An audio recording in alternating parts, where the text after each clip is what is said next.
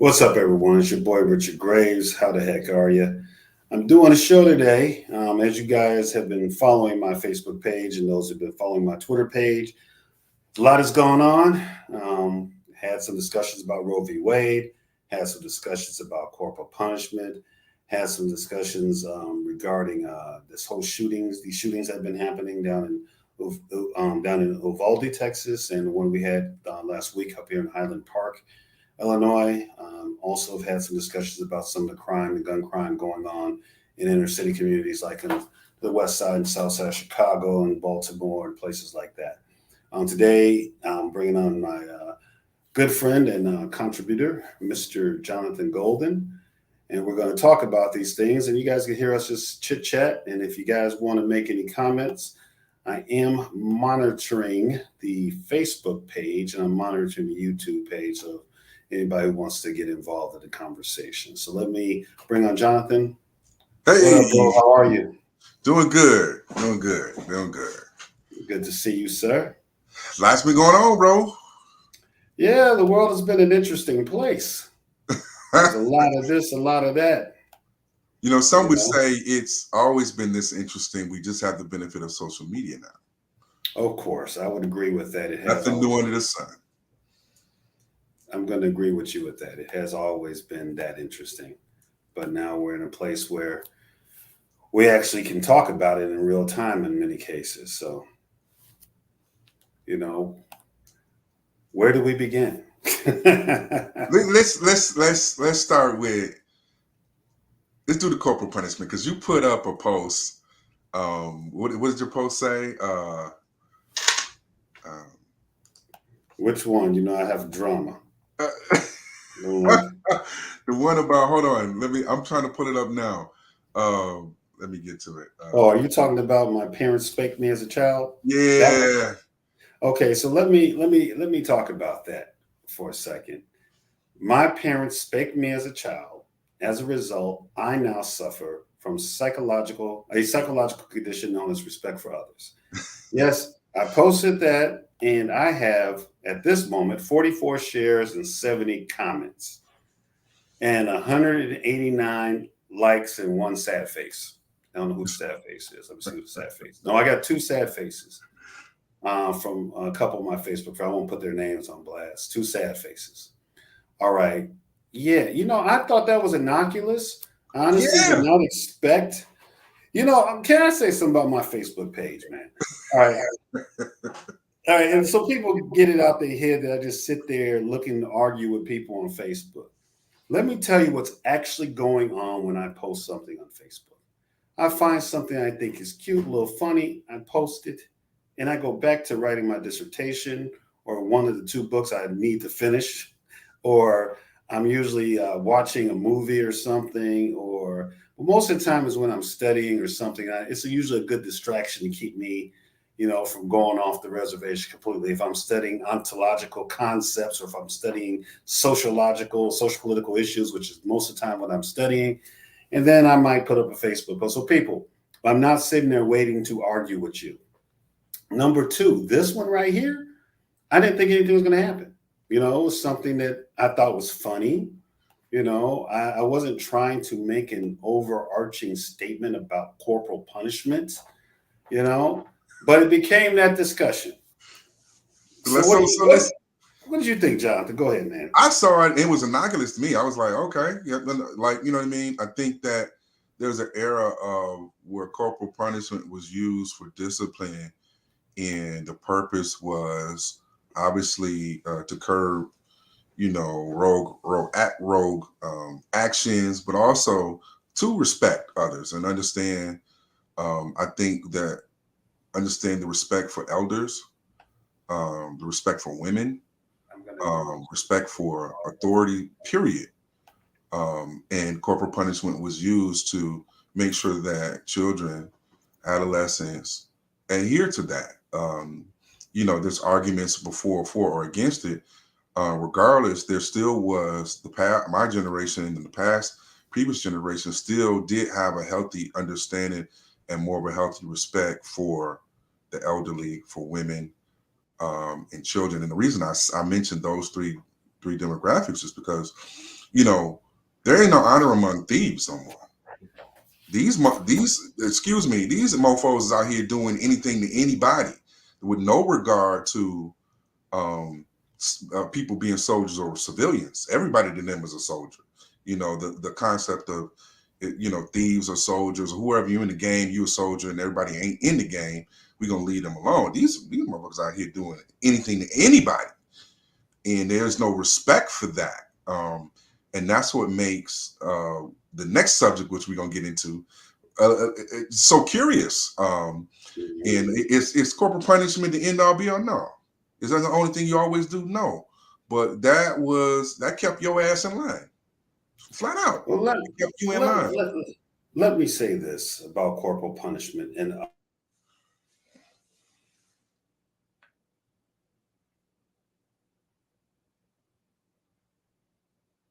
okay, can you see me now? Yeah, yeah. Of course, I'm getting a weak signal now that I'm really about to say something. But let me say this. It is generally the left that is against corporal punishment. All right. And let me know if I dip out, you can feel free to jump in. Shout All out to right. my girl Kristen who watching. Okay, so I love for y'all to get on together. all right, so it is the left. It is let's just put it out there. It is the left, the progressives and liberals who are against corporal punishment. That is consistent with the fact that the left are the people that say ridiculous things like violence is never the answer. So this goes along with their greater worldview. The greater worldview that there is never a time when someone is supposed to get hit in the mouth or smacked on the butt or whatever. And don't get me wrong, within the rule of law, of course, we shouldn't be arbitrarily going and hitting people, all right, or fighting people. But people who say violence is not the answer, I always say that depends on the question. And that depends who's asking. All right. So let me be clear. And this is just anecdotal before we get to the actual intellectual part of it. There is a time when somebody got to get stolen on. Let's be real. All right. I don't believe in violence as being the first go to. And there are some children who you can talk to and they'll get the point. And there are some children that you're going to have to smack them on the butt a few times. It all depends on who we're dealing with. It is purely who you're dealing with and how they respond to correction. Some people don't believe the fat meat is greasy. So you have to show them at least one time that the fat meat is in fact greasy so that they know that there is a consequence that could be that. And it sometimes regulates behavior because of that consequence. All right. I myself was not a child that got too many butt whoopings. But when I did, it changed the behavior. Mm-hmm. One, because the disappointing of the parent aspect of it. When I disappointed my mother particularly, it made me feel some type of way. Secondly, when my mom was the one who did it, it wasn't my pops, it was my mom. All right. My mom had a switch on reserve. All right. Every summer she started the summer with a nice switch. And, and honestly, yeah, I did get my butt whooped sometimes. And yes, I think that for me, I'm going to say for me, I don't know for anyone else, but for me, it helped me be not in prison, not the one who made the dumb choices. Because I thought about consequences. I was more afraid of my mother than I was afraid of the police. I was more afraid of my mother than I was afraid of any gangbanger in the hood. All right. Because I knew she meant business. All right. My mom was so good that when I got to Marine Corps boot camp, when the drill instructors were hollering and threatening me, I'm like, you lightweights. My mother got you faded. This is going to be a cakewalk. All right. But I'm not saying, all right, now first let's make the distinction. There is a distinction between abuse and a spanking. Yeah. All right. One time my nephew, he was around 2 or 3 years old. He was trying to put a fork in an outlet.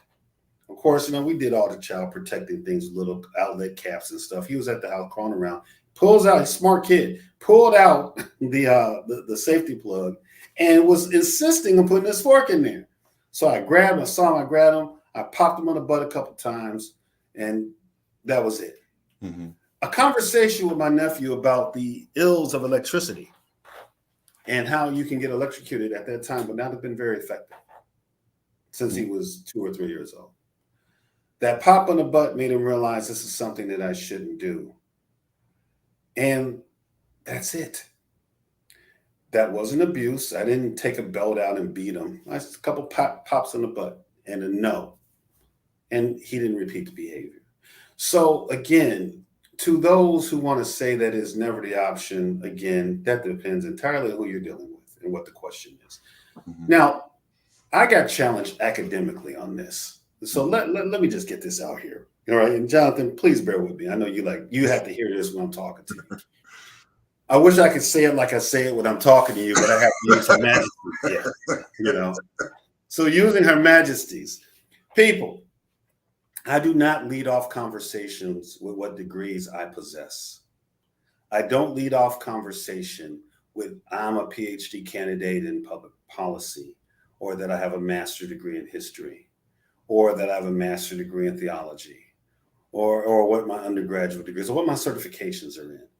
I don't lead off conversations like that because it's not really relevant or germane when we're having a conversation amongst people on social media, So when you decide to appeal to authority, all right, because I am a social scientist, because in the aspects of public policy and law, I've had to ask these questions about corporal punishment. I've had to do research about corporal punishment because of use of force and law enforcement, because it's all on the same line of using force. All right. So because in the job I work at, I have to deal with some of the children who y'all wouldn't took a belt to their butt when you should have.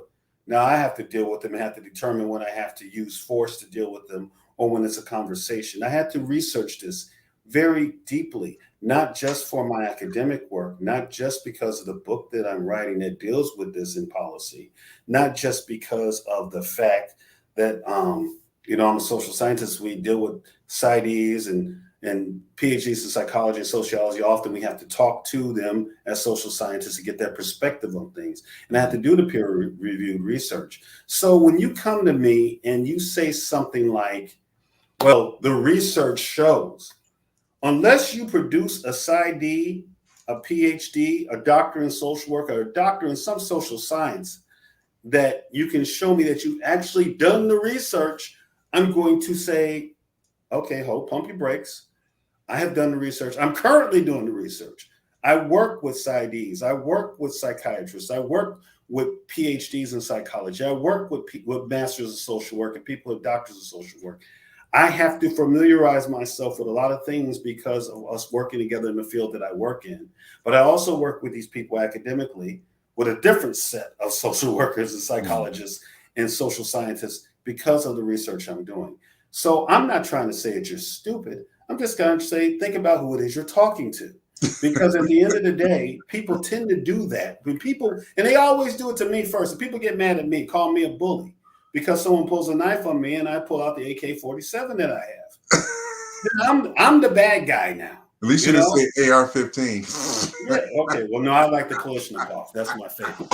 All right. So when I pull out my Kalashnikov with my degree, loaded with my degrees, then I'm the bully. I'm the one acting like I'm smart. No, I'm not. I didn't bring it up. You did. Hold on, Rich. Hold on. Yeah.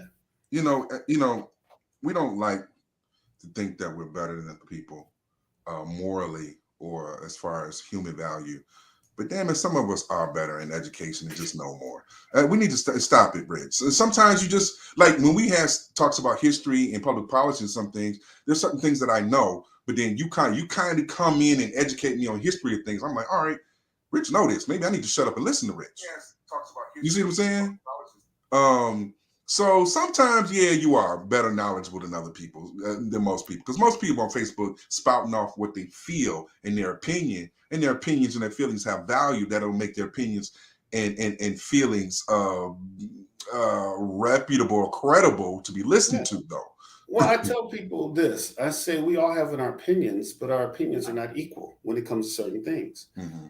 I will not bring up my education at all in a conversation. I'm not going to try to bully someone into my point of view. I will bring it up when you say something like, well, I took history 101. And I say, well, that's nice. I'm a historian. And if that hurts your feelings, that fact, I'm sorry. You don't. It's like this. There's stuff I don't know. If I'm talking to a person who has a degree in business management, what am I going to say? Well, I took a econ class in my undergraduate, and when you say, "Well, I have a master of business administration," I need to listen at that That's point. me.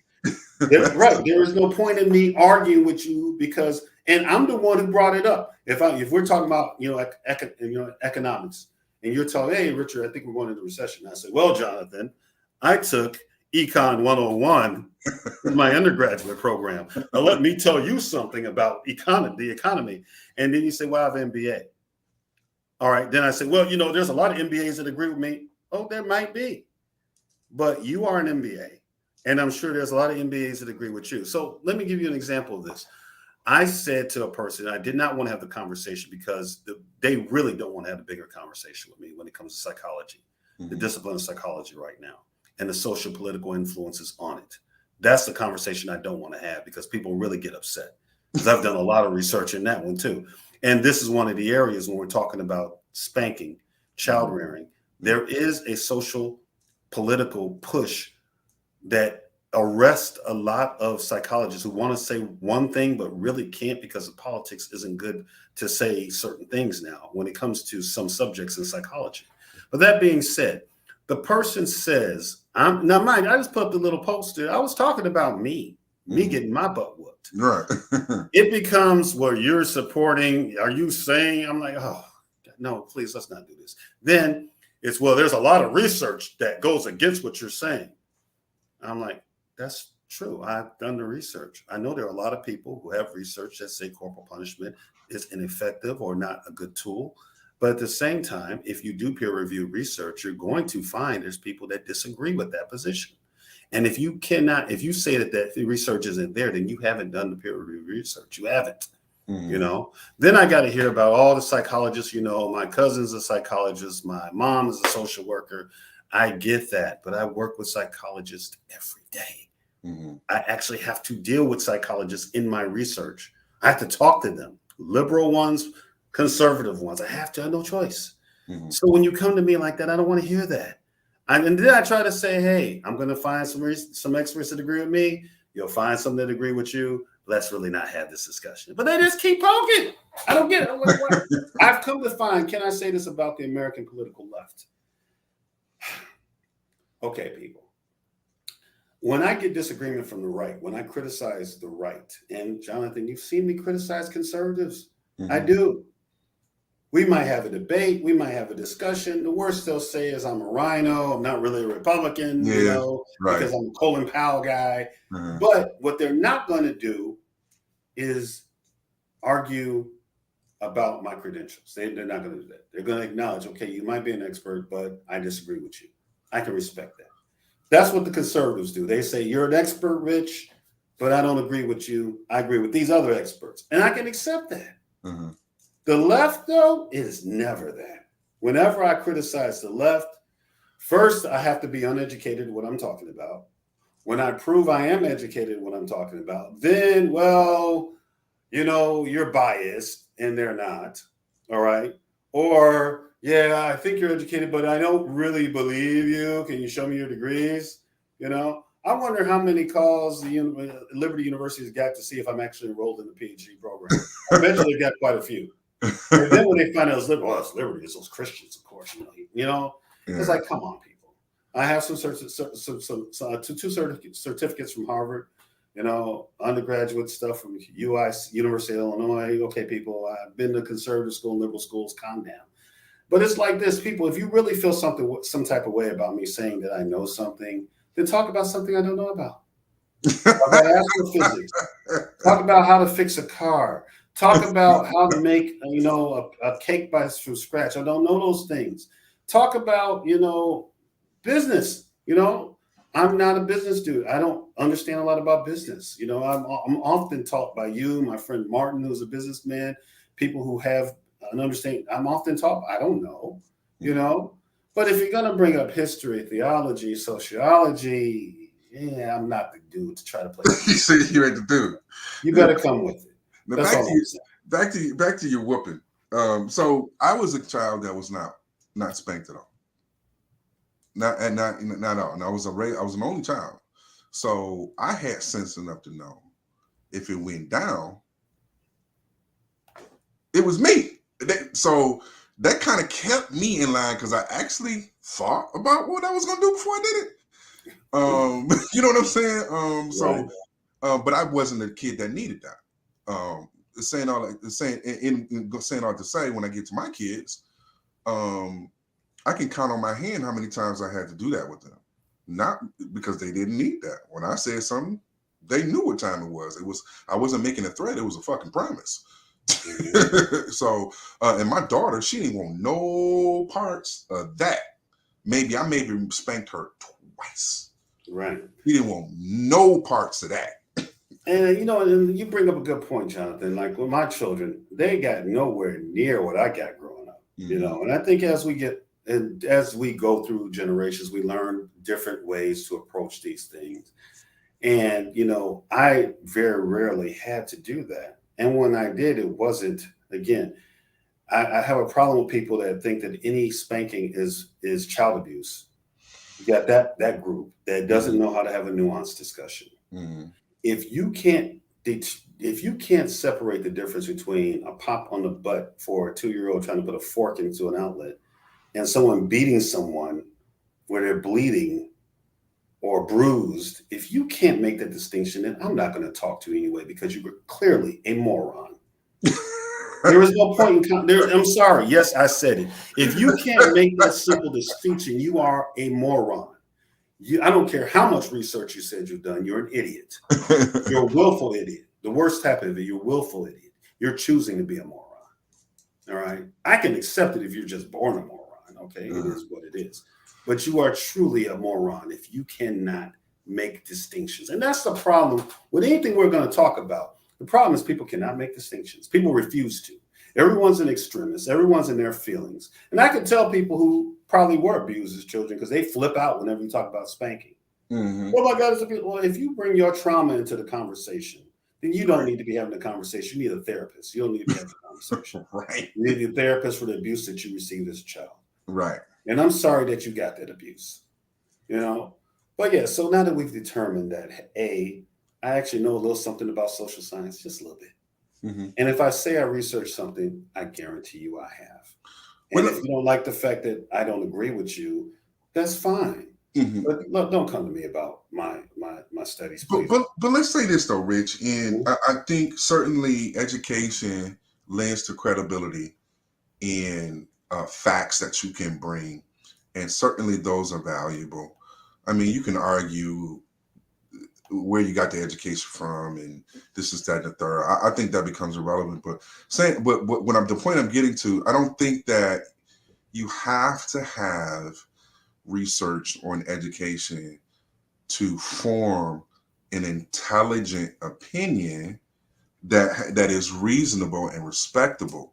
I think the problem is most people are functioning so high on their emotions that reason, regardless of the level of education, is not even considered. And like you said, people bring their own trauma in, and now they become anecdotal, and Yes. because their experience has to be what everybody else's experience is. I Right. mean, the baby boomers, they got their ass whooped their whole life. That's what it was during that time, in that Exactly. period. That's what it was. They Yeah, got their let me be clear. Let me be clear, Jonathan. Mm, I want to agree with you, and I'm sorry to interrupt you. I want to say this clearly. mhm. I'm not saying you have to have a formal education to have an intelligent opinion. You just have to be open to an actual discussion. Yeah, All right. You have to be open to the possibility of possibly being wrong. right. All right. And be open to the discussion. So let me be clear. I'm not saying you have to have a PhD, a master's degree, a associate's degree, a GED, whatever, to have an opinion and to have an intelligent discussion. I'm just saying the moment you come to me with, I talked to the experts or I took a class, then you opened yourself up for what I give you at that time. I don't start with that. We'll have a whole discussion. I've discussed this stuff with people. They have no idea what level of education I do or do not have because we're having a respectful conversation amongst people having a conversation. Yeah. But when you get in your feelings because you're disagreeing with me and you throw out, which you took a basket weaving course in your local junior college and you think that applies to this discussion, Then I'll say, oh, really? You took a basket weaving course? I teach basket weaving. I have a master's in it. Then don't get mad when I tell you that. You brought it up. That's all I'm saying. You asked for the Kalashnikov. You brought a knife. It's your fault. What are you going to do about it? You know? So the famous James Caan, who recently passed away yesterday. What are you going to do? Not for nothing. Not for nothing. Huh? You know, don't bring a gun. Don't bring a knife to a gunfight. Now, speaking of the guns, man, what we gonna do? You know, I jokingly said we need to ban a certain demographic from having guns because they don't listen. You know, listen. When I go to the hood, I do gotta have my head on the swivel when I hit to the gas station or something like that from getting robbed. But bro, listen, you go to a school, or a place with a lot of people. I'm not afraid of the brothers from the hood. Facts. Brothers from the hood ain't bad shooting people. Let's keep it 100. Let's keep it 100. Let's cut the bull. It's our white male Americans. That's what it is. You go to the hood, you're looking for your black male Americans. Let's just keep it 100. Let's keep it what it is. If I'm in school, we want to talk about that. Yeah, no. We're gonna listen, we're gonna keep it real. That's the facts.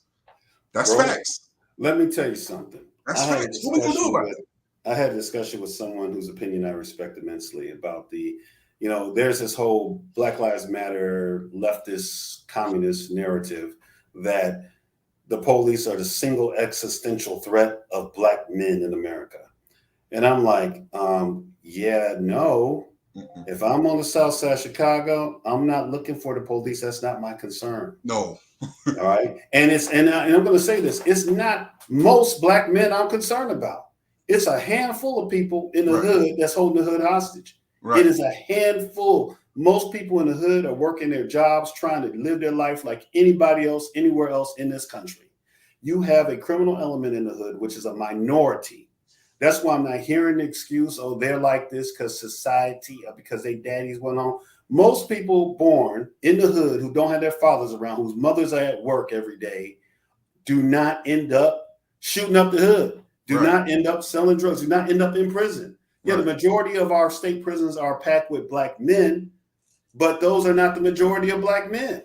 That is a handful of people coming from a certain demographic, all right, of economics that are filling the prisons.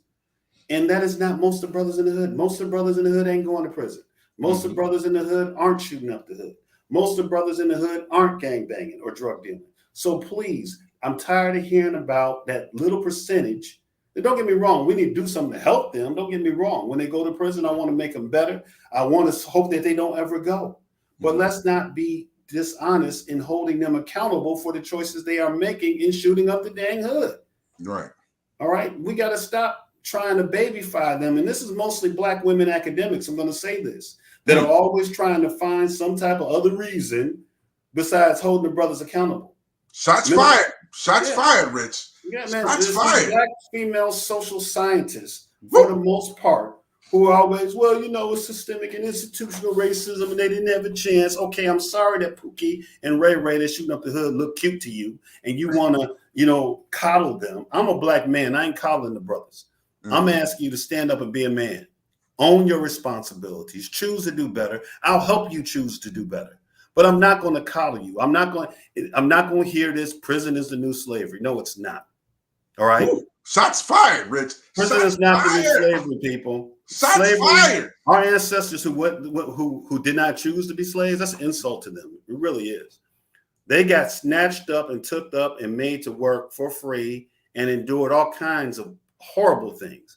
So if you want to equate that with Pookie and Ray Ray, who decide they want to have a drug enterprise because they've watched too many episodes of Power, and you want to act like because they went to prison doing that's slavery because now they're in prison, all right, and they don't have the freedoms that they chose to give up to because they wanted to be the homie, they wanted to be that drug dealer.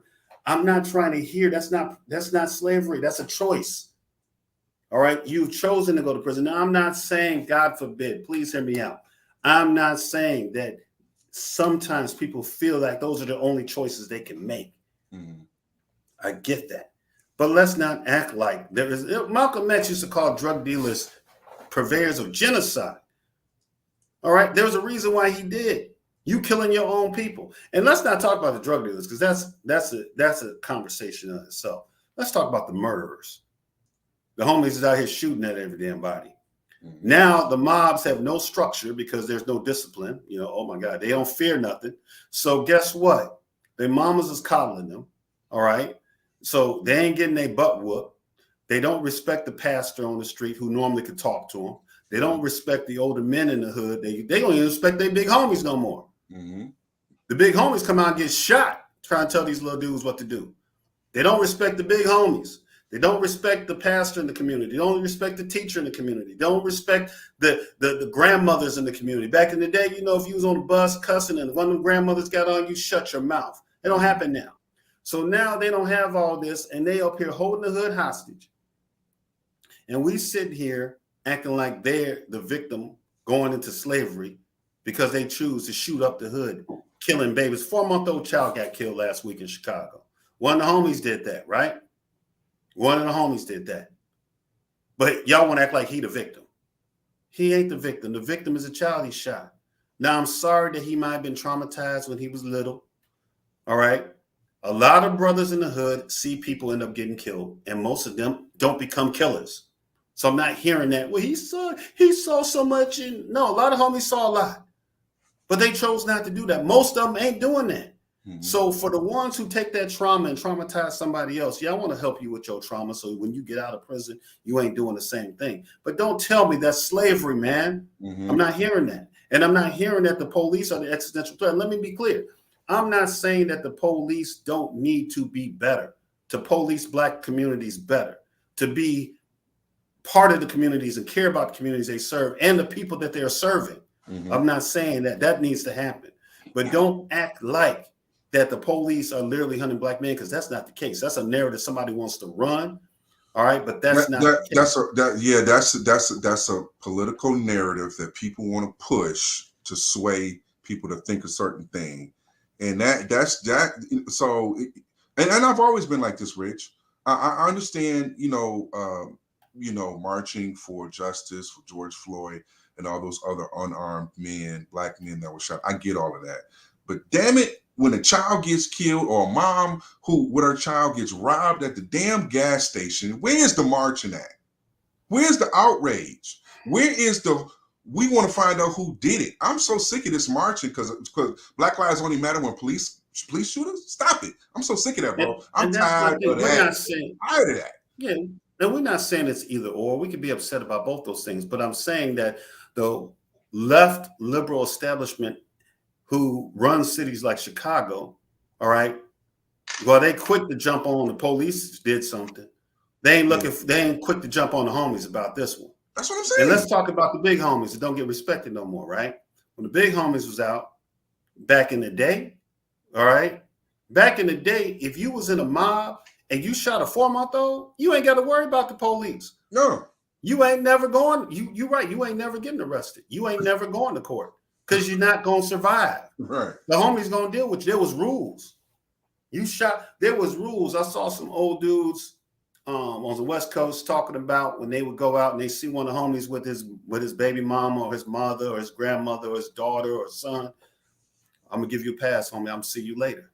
Mm-hmm. Now they don't care. Everybody getting shot.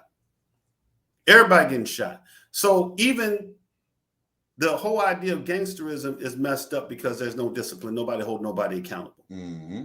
You know, like I said, when the big homies get out of prison now, they don't get respect. They're getting shot if they try to impose some order on the hood, on homies. Now, but let me be clear, people. I'm not trying to say that gangbanging is good or crime is good or that. I'm just saying organized crime, which is what it is, has to be organized. If it's disorganized, you get a lot of crazy stuff happening. Right. All right. There's a reason why Lucky Luciano set up the commission and the 5 families. There's a reason why he did that. Mm-hmm. It created order, and goofy stuff wouldn't happen. There was consequences. You had to deal with the bosses. You had to deal with what they call them, the capos on the street. Mm-hmm. And you had to deal with the dons and the consigliares and the underbosses. There's a reason that structure was there. Mm-hmm. All right. Not celebrating the mafia. Probably shouldn't be talking about the mafia. I know too much. So I want no trouble. All right. But I'm saying high town, bro. Yeah, but I'm saying, come on, people, man. Let's stop Let's stop putting our head in the sand. Like I heard someone tell me that some of the shootings in the hood is the police shooting people. All right, we're going to go with every other goofy damn possibility except it's the homies. All right. Right. There are dudes that make rap records bragging about the bodies they have. And they mean it because they're getting shot later too, because they, like that dude FPD Duck, or FPG Duck, I think it was, Gangster Disciple dude, got killed, all right, because he made a song about the black disciples and dissed all they dead homies. Oh, wow. And then they rolled up on him. I'm not saying it's right. I'm saying though, but you want to tell me, you see this actually happen. This dude is dissing all the they dead homies that he claims that GD's killed. And the black disciples didn't go kill him. But you want to say it's the police doing all the damn shootings. Come on, man. Really? You know, so when we have bought some garbage from white liberals that I find problematic. We do not hold each other accountable. We blame everything but our own choices. That is something that comes from the left. That is everybody's fault but yours. Mm-hmm. All right. The person who shot that 4-year-old girl, it's everybody's fault but his. You know, come on, man. That 4-month-old, you killing babies. And this ain't the first time this happened, man. Mm-hmm. Every year, 2 or 3 babies get shot. Mm-hmm. Old people get shot. Regular people going to work get shot by the homies. And every year, oh my God, we got to stop this. But nothing happens because we're not putting in the political energy to do it. Let me tell you what solves the violence in the hood. Let me give y'all the solution. Here we go. 1, economics. You're the businessman, so I'm sure you could chime in on this. Job availability in those communities or access to the jobs, public transportation network to get people to jobs. Because if you give people jobs, that lessens the amount of people that get into illegal activity. Now, illegal activity kicks up violence. The more drug dealing and gun running you got going on, prostitution, whatever it is, it sets up more scenarios for violence. Actually, it also sets up more encounters with law enforcement. Mm-hmm. If we really want to lower the negative encounters with law enforcement, we have to lower the criminal activity. Economics helps that. Education helps that. Chicago school system sucks. Let's put it out there. All right. Chicago school system. Y'all got this goofy damn, what is it called? The system where they they have a lottery system. So instead of lifting up all your schools to be good and demanding that these schools are funded in the right way and held accountable for the funding that they're getting, so the students get the best education they get, y'all fall for the okie doke of these dumb ass, what you call them, magnet schools. And your child has to hopefully test to get in. And he lucky enough, if not, he in the bootleg neighborhood school, not getting an adequate education. Y'all accept this, but you want to blame the system when you have control over the alderman and the school board that is there to demand equity amongst your schools. But you fall for this stupid lottery system.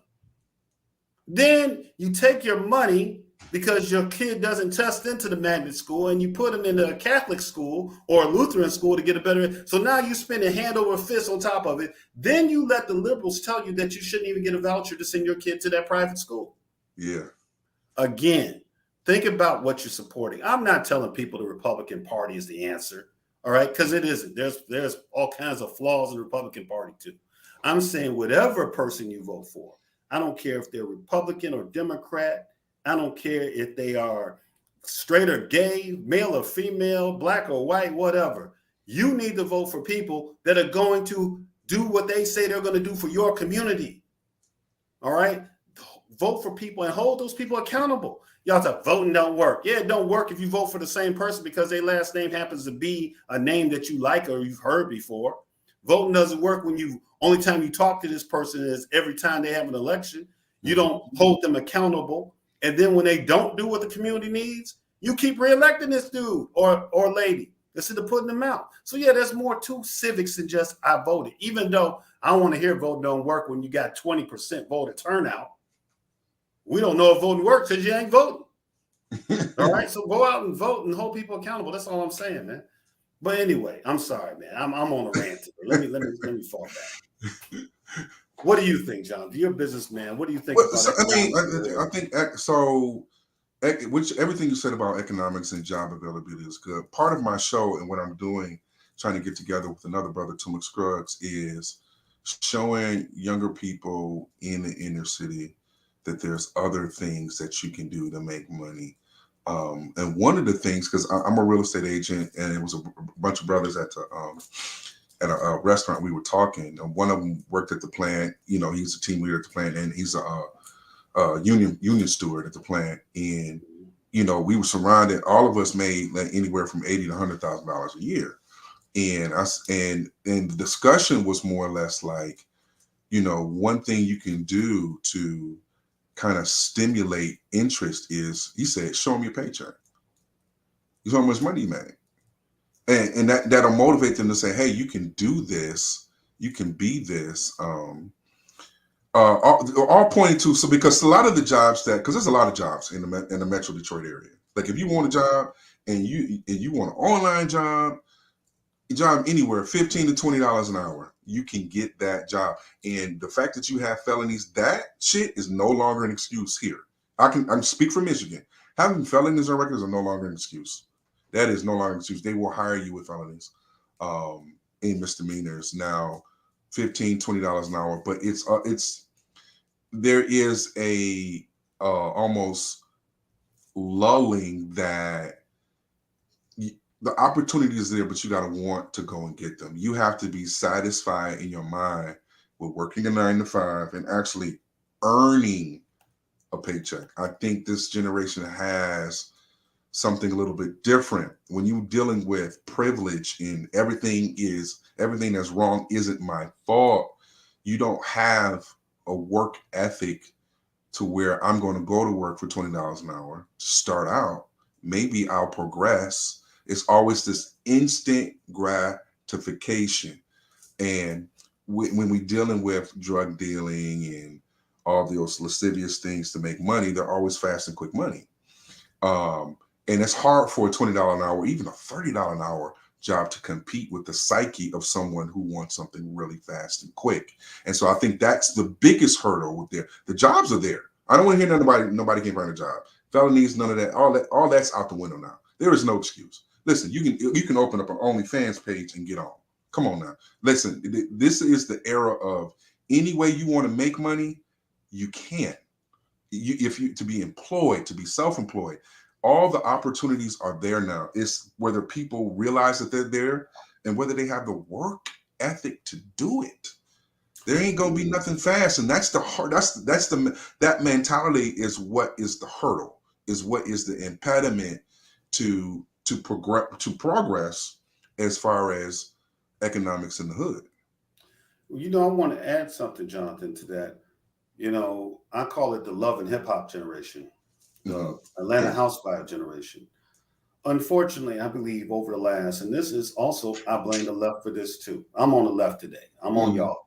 All right. The left controls Hollywood for the most part. Yep. They control the entertainment industry, music, television, film. This imagery that they've put out with reality TV over the last 20 years, where there's this quick money, you convinced a large portion of the African American community. Oh, hold on, before I go there. My friend Denise says, not buying the felony doesn't matter. Denise, let Not me in say this. Michigan. Hold on. Denise, I'm going to text you where I work. I believe you already know where I work. I do reentry programming. There are all kinds of jobs a felon can get coming out of prison. Yep. The problem is we have created a culture that people don't want to work a 9 to 5. I would suggest you listen to a lot of rap music. All right, because rap music promotes this idea of not working a 9 to 5. Girl, I can't work no 9 to 5 is in the lyrics of the song. The women have bought into the idea of getting with a hustler or a scammer, the young women. So these brothers are feeling like to compete. They got it. They can't go work a 9 to 5. All right. So I deal with reentry. Let me just put it this way. I know personally parole agents. I won't say how on the show, but I do. All right. I see that there are companies that come recruiting, trying to hire people with felonies. Now, honestly, I'm going to be honest, the only population has a problem getting jobs, especially in populated areas, the only felons that have a problem are sex offenders. Now, they have a problem for a whole different set of reasons. Right. We're not going to talk about it right now. But as far as you were drug dealing, even if you killed somebody, if you were gang banging at 17, you killed somebody, you get out at 40, you can go get a safety and sanitation certification, work in a restaurant, a hotel. You can be a chef. You can be a barber. A lot of these guys go to barber school in prison, come out, take a couple tests, and get certified as barbers, start their own businesses. So I'm not saying that there are people that you may not know who have been turned away because of felonies. However, I will tell anyone, if you got somebody got turned away from a job for a felony and they're in the greater Chicagoland area, send me a text message. I'll send you a lot of places they go get hired right now, unless they're sex offenders. If they're not sex offenders, can't help you. All right. But if you're dealing with non-sex offenders in the Chicagoland area, I'm talking about western, south suburbs, west suburbs, north suburbs, I will send you people that are looking to hire them. The question is, all right, and if it was drugs, like I said, the only job I can't get a guy with a drug charge, he ain't getting a job as a pharmacy tech at Walgreens. That's not happening. He ain't getting that job. But as far as getting a job, working in, working in construction, working in the trades, working in a restaurant, becoming a chef, becoming a barber, becoming, that can happen. All right. And I'm going to have my friend and Denise, I'm going to introduce you to my friend, Gerald. Gerald is, he has an organization called On the Move. I'm going to have him on next week. On the Move, he is an ex-felon, one of the most successful individuals I know. He's an author. He owns his own 2 businesses, and he is a felon. All right. For real felon. All right. And, but I don't like calling him a felon because he's a businessman now. I say he was a felon. He was a felon. He got out of prison and he became a businessman, and he creates jobs for people. And he actually also has access to the resources I'm talking about. So a lot of times people just don't know which resources to be going for. So I'm sorry for stopping and responding. Denise is very nice, very intelligent. Denise is very intelligent, very nice person. She cares about people. So Denise, if your relative or friend who is a felon is having a hard time finding jobs at this moment, please shoot me an instant message, and I will definitely hook you up with some resources to assist that individual in getting a job so that they don't feel like they are, can't do anything. Because I don't like seeing people going back to prison. All right, it's bad enough seeing them go, but going back, we have resources where people can find work and not go back, or even start their own businesses and not go back. All right. Sorry, Jonathan. No, that was good to respond to that. Because I do think that some of the old mentality is there with people thinking that, I'm a felon, I can't get a job. I know a particular brother, he did skilled trades. He's a journeyman, licensed journeyman. He's a felon. Listen, there is no impediments anymore. And it's kind of like the analogy of the elephant tied to the tree. When he takes the rope off, he still doesn't leave that perimeter. Like the opportunities are endless. And I had this discussion with somebody else earlier today. I said, this thing right here blew the doors off of every excuse you could have.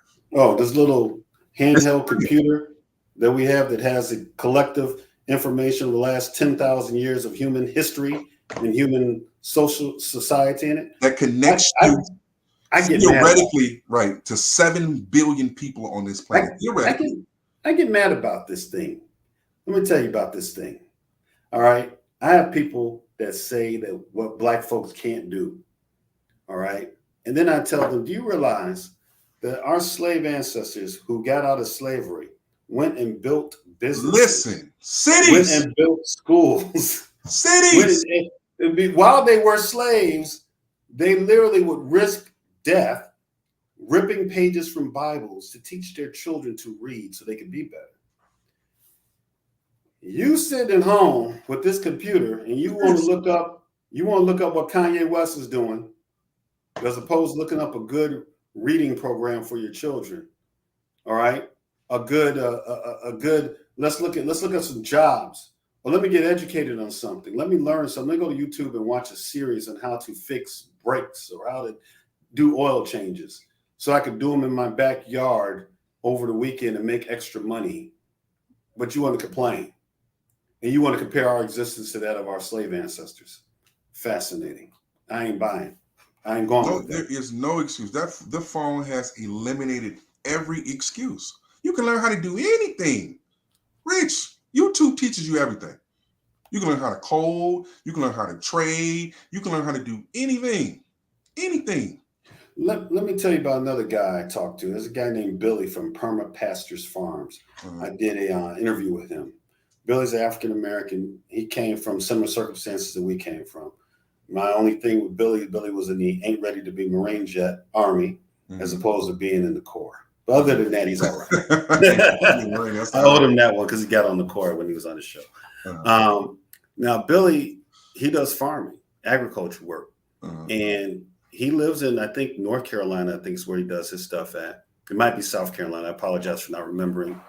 But how many black people do you know that are willing to leave the hood to go to somewhere like North Dakota, South Dakota, Oklahoma, down back to the South to Mississippi, Alabama, somewhere like that, to get a little piece of land and start farming? All right. I bet you there's some people probably be darn good at it. You know, Billy at Perma Pastures Farms, I say you look him up. He has shown ways where you can actually, this might be good for yourself, even if you stay in the hood. You know, if you got a little patch in the back to grow a little something for yourself, you know, farming. That's big here in Detroit. Yeah. That's big here in Detroit. Yeah. So there's just things we don't try to do because we're told that we shouldn't go certain places. You know, we shouldn't go to the South because racism is waiting for us across the border. Or we shouldn't go to places like North Dakota and South Dakota for jobs, you know, working with oil or working in different things. We're told that we have to be fearful and remain in our little neighborhoods to be a nice little voting block for the Democratic Party, as opposed to expanding our horizons and going places maybe where we're not concentrated together. Because believe it or not, you're going to find when you go to other places in the country, racism isn't waiting for you everywhere. And you actually deal with the same amount of racism in the North and in the urban areas as you would in maybe sometimes less in certain areas. My dad was from Mississippi, and he would tell me, he would say that racism up here was worse. He said in the South, people don't like you, they let you know. But everybody else just does what they do. White people, black people working together, believe it or not, happens. You know, we know poor white people and poor black people in the South hang out together. If you watch Seinfeld, or was it what's that one show that comes on? Jerry Springer. Because you see how many ghetto white people and ghetto black people on there arguing about who the father. And so they obviously are doing something together. But really talking practically, we need to expand our horizons, black people. There's more to making it than being a rapper or a basketball player or a comedian or opening a business that I don't know what that means. I'm opening a business and what? I don't know. You know, when you say open a business, try to think about something that you actually might want to do, a product you might want to sell that's not illegal to sell. You know, there are things we could do. The thing is, though, we have to get out of fear. 1, 2, we got to get rid of that message of I can't work a 9 to 5. You got to do something before you can do what you want to do. You know, and that's sad. The sisters, because they're going to get mad when I say this, you got a group of sisters out there that think a dude is a lame if he's working a 9 to 5. A lame if he went to school. They don't got brainwashed to thinking that a black man has to be a thug in order to be a real black man. I've heard sisters tell me, well, that makes me feel protected. That I know he could go there. It's like, okay, come on, cuz. Now, don't get me wrong. Part of that is women like bad boys. We know that. All right. But at the same extent, we have distorted what it is to be a black male, that if you're not this quintessential gangster, you're not even considered a real brother. That's dangerous. That's a dangerous mentality. You know, I mean, that's to me, it's just dangerous. So blackness, being a black man means I got to be like, hey, cuz, what up, homie? You know, I got to do you like that. Oh, wait a minute. Oh, he real. Really? You know, that make it real? You know, I'm going to give you a little story. One time, I usually present myself in Her Majesty's, as you know. Mm-hmm. Most people get Victor Von Doom. All right. And most people are usually kind of taken aback by my arrogance with that. But most people don't know who Doom is. If you read up on Doom, you'll get. I relate to the character, and if you read up on him, you know why. Then it wouldn't be surprised. You wouldn't be surprised by a few things that come out my mouth. Mm-hmm. But in any case, most people know me in dealing with things as Her Majesty's. But then there are people that know where it can go. So one time, I noticed where that I was dealing with a situation in an environment where there were a lot of sisters around, and they always thought, oh, he's just that lame, arrogant guy. Someone said the wrong thing to me, and it went, "Hey, homie," and then went to something else. Mm-hmm. When it was on the Dead Homies, and dude got, "Hey, cut," and when it came out the way it came out, oh my God! All of a sudden, I was attractive to these same women. I didn't know you had that little gangster. I'm like, are you serious, cut? I had to channel my inner tradie, I guess. But the sad part is, and let me be clear, I'm not from LA, people. Just spend a little time out there, I know how to talk like that. And I don't want to say what it really is because I actually am from Chicago. People are like, oh, wait a minute. You know what I'm saying? Mm-hmm. Do it on this. But the thing is that, I grew up, I can go there when necessary, but it's not my place I'm going to start. You know what I'm saying? And it's unfortunate that our sisters find that attractive. I guess they call it, like the girls who like Bobby Brown, because he was a little dangerous, Mm-hmm. and I get it. But at the same time, when you're making life decisions about who's going to be the father of your children, you need to think a little bit better. Right. And we need to stop. And there's a lot of black men, black boys who try to step into that role because they think that's the only way that they're going to get accepted, respected. Mm-hmm. They're not really that dude, but they got to pretend to be that dude in order for the sisters even want to even deal with them. That's Mm-hmm. crazy, bro. But even now, I always when people say, "Oh, because I think he can protect me," where the hell are you going? You need all this damn protection. Shut the fuck up. Excuse me. I'm sorry. Where the hell are you going? Where? First of all, why am I taking you someplace like that? I can't stop a bullet because people cowards. They bringing bullets when I'm supposed to do. I just never understood that. Oh, he can protect. Well, they got to be protected from Will Smith. They got to be protected. They got to be protected from Chris Rock. I'm sorry, protected. I want a guy who's going to protect me, and just I want him to be able to go there. Where are you hanging out at, ma'am? That you need security, ma'am. Maybe you don't need to go there. I'm just saying, it's completely irrational. There's no rationale. There's no reason. There's no logic that can justify or sustain. There is no data that you could present that you need somebody like that. Well, there is none. Because most people, well, you go, Rich, when you go out with your wife or whatnot, do you guys need protection? Does she need protection? Generally not. Okay, but how many times? Benefit of doubt. Let's say you live in the hood. All right. Got that. And you got the homies. All right. Let's say you live over on Cicero and Madison in Chicago, or you're living out on 79th and Cottage Grove in Chicago. You're living in Crenshaw and Slauson in LA, and you're dealing with, somebody might run up on you and press you if you're a younger man. Gotcha. Or they might disrespect your girl, might grab her, or tell her, hey girl, call her the B word or something. Maybe that's what they're talking about. I don't know. For us grown folks, that's saying that are not in the hood, I got news for you. At least a lot of black people don't live in hoods. They don't live in the ghetto. I'm not saying you don't have to have your head on the swivel. Right? That's not what I'm saying. But it's like I said to you, how many times have you been out through your entire life on a date, doing anything, and you needed to protect your woman? How many? Maybe once. Okay. Maybe once. Okay. And honestly, when it happened, I was in Chicago, and it was dude said something disrespectful to the girl I was with. I was a youngster. And I kind of took it there real fast. Mm-hmm. We could, the way I look at it now as an adult, we could just kept walking, been done with it. Yeah. But I felt disrespect. Man, how you gonna say this to her? And but luckily, my homies was with me, so it went the other way. All right, I had more homies than he had. Okay, so it went the other way.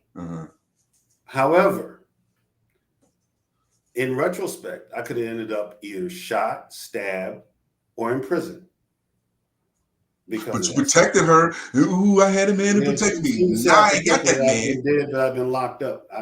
So Now I you think ain't got that that man who protected you. right, but He giving when up the big bubble now. right, but when you're young, you do dumb things.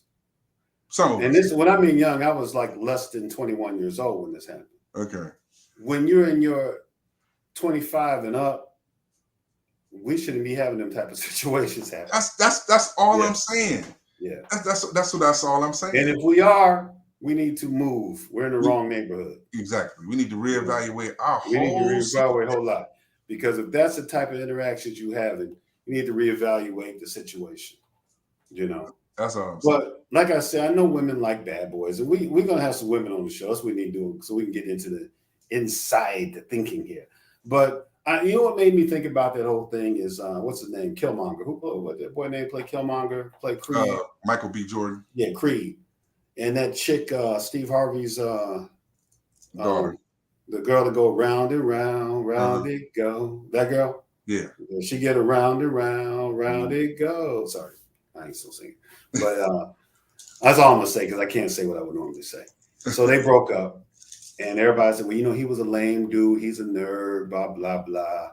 I'm like, first of all, she did him a favor, all right, by leaving or breaking up with him. What's the old saying? You can't make a what a housewife, sir? Whole. Okay. I don't care how rich she is. I don't care who her daddy is. All right. From what I've gathered, this woman had sex with Puffy and his son, was dating one to date the other. Now, I'm sorry. I'm all for people dating and getting to know who they want to be with. But come on, cuz. All right. Really? All right. And it's sad that there's so many black women that have elevated this woman to hero status. And I'm like, what is y'all talking about? Right. All right. I mean, we got to at some point have some type of values, And but Michael B. Jordan, when I heard people calling him a lame, I'm like, what? Are you serious? What does he got to do? I mean, does he have to go shoot a couple people? Does that make him not lame? I find it quite fascinating. I was like fascinating. So, like, she was the one coming up with she got with him. He seems like a reasonably decent guy. Like I said, I don't know neither one of them personally. I can only go off what I know from what I'm seeing in media. But I'm like, this chick been going through some dudes, and I don't know if she's had sex with all of them, but I don't care if she has sex with Puffy and his son or not.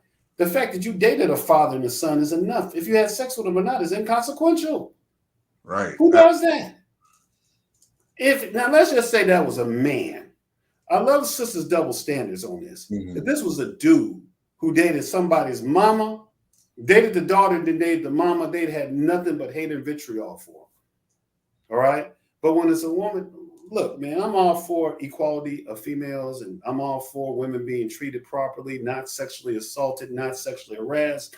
I am, in that aspect, a feminist. All right? I'm all about women being equal, treated equally, paid equally. So let me get that out there. At the same time, I get you being held accountable equally too as an adult for your choices. All right. So if it's not good for a dude to do it, why was it okay for her to do it? That's all I'm saying. The double standards are fascinating. Like, look, when a brother, like, they get on Michael B. Jordan because he was dating a white woman. As soon as Serena Williams married a white man, we don't came up, girl. And her sister. Yeah. Or when Meghan Markle got with the Prince Harry. All right. That's when all of a sudden she was accepted in blackness. I saw black women celebrating. Girl, we done got in the royal family. Now, what a black man marry a white royal chick, he be getting dogged out by the sisters. All right. Now, let me be clear. I don't care who you date. I don't care who you marry. All right. As long as you marry somebody that you love, I don't care what color they are, that's you. I'm simply saying by the modern sociological standard that I see a double standard. Black man dates a white woman, he's a sellout. Right. Sister dates a white man. She's a superhero. She came up. Right. She came up. I'm just saying, But I'm gonna leave that one alone. We're gonna be in trouble for this show. We don't. I don't care. Yeah, we gonna. I said it like it was. If you got any facts to prove what I'm saying otherwise, bring it. If you ain't got no facts, leave your emotions. Well, we'll bring them on the show next time. We'll invite them on. You bring their ass. Bring them. Anybody who has contrary opinions, feel free to email me, text me, send me an instant message. Email is richardgraves@live.com.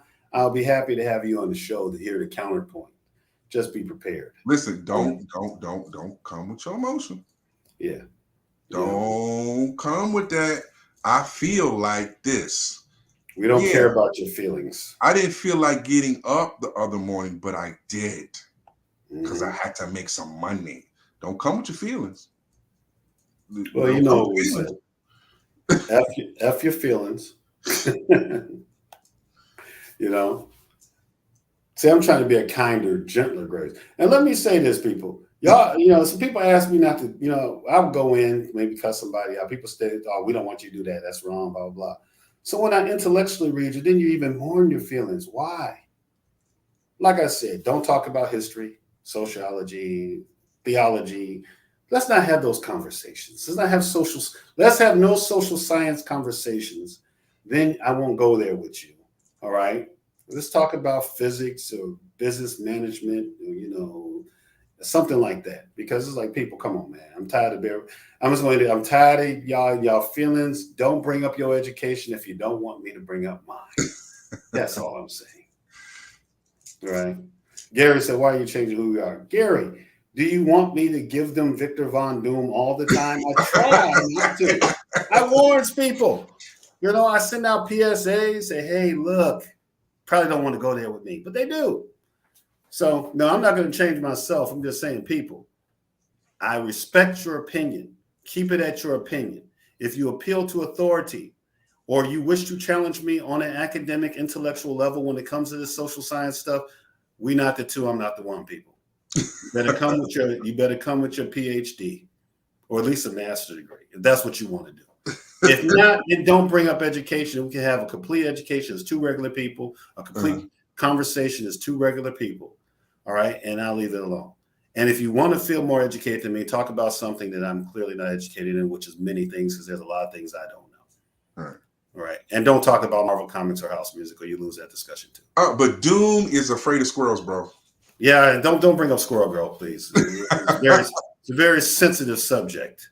I still think Magneto can get him, though. No, Magneto ain't getting Doom, man. I think he can get him. Magneto can't mess with Doom. He got amplified by Apocalypse, bro. Come on, man. He was terraforming the Earth, bro. You need to read Secret Wars, Emperor Doom. All right. Secret Wars. And read the Doom Wars with Black Panther. That's a real good series. The Doom Wars? Okay. Doom Wars. Oh, yeah. Doom Wars. It's about Black Panther and Wakanda and vibranium, and Doom decides he wants it. Yeah. And how they all try to stop him and it don't work. The only person who defeats Doom is Doom. That's the one lesson I have to learn. Squirrel Girl. Man, Squirrel Girl. Let's not bring up Squirrel Girl. It's a very sensitive subject in the Doom community. All right. In the Latvian community, Squirrel Girl is a very, very sensitive discussion, sir. Very sensitive. All right. I feel like you're microaggressing. That's not legal now. You're microaggressing. I need a Doom safe space, sir. Thank you. All right, people. It has been fun talking to my boy Jonathan. We've been on about an hour and 15.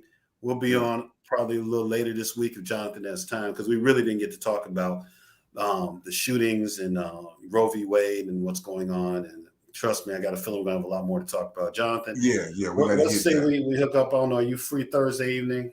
We can have a little chit chat. Thursday evening should work. Yes, we'll do it at 7 my time, 8 your time. That sounds good. All right, we'll stay on topic. So, Gary, I am not going to change. I'm still going to be me. All right. But, Gary, warn the people. Warn them. Give them a warning. But it is also interesting on social media, though, when people go there. I usually have a good time with it, So people who really know me know a lot of that is in humor, just to mess with you. And then sometimes it can be dead serious, but normally then I've been undeleted and blocked the person at that time. So it is what it is. All right, Jonathan. All right, man. We will discuss things later. Everyone, thanks for watching the show today. Thanks for all the people that chose to comment. I appreciate you. And you guys all have a good day. God bless you. Thank you all for supporting the brother. Appreciate it. Jonathan, I'll be sending you some stuff to review before I actually publish it, since I value your opinion, and we'll all talk. Let me go ahead and find Guitar Brand stuff and get on here. We'll talk. God bless. Peace.